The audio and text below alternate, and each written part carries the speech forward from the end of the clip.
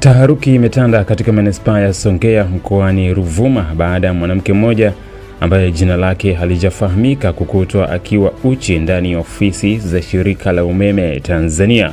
Inadaiwa kuwa mwanamke huyo alikuwa akisafiri kwa ungo kutoka Masasi mkoani Mtwara akielekea wilayani Nyasa, lakini alijikuta akianguka katika eneo la ofisi hizo. Baada ya mwanamke huyo kukutwa katika jengo la TANESCO na umati wa watu kuanza kukusanyika, uongozi wa shirika hilo ulitoa taarifa kwa kituo kikuu cha polisi Songea.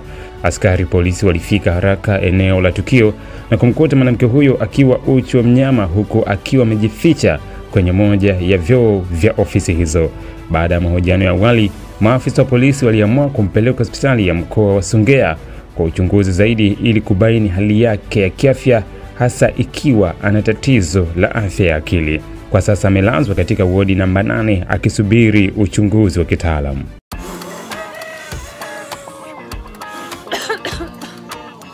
Shoga yangu mambo yamejipa.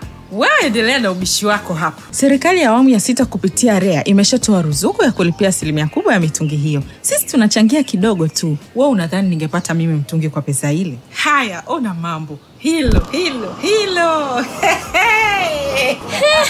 Lishawaka? Limewaka ndio, unacheza na gesi. Basi nipeleke na mimi nikachukue shoga yangu. Haya maharage nusu saa nyingi yameiva faster tu.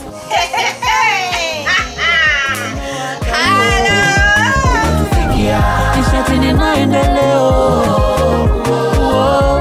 Umewaka unatufikia. Tangazo hili limeletwa kwenu na wakala wa nishati vijijini REA.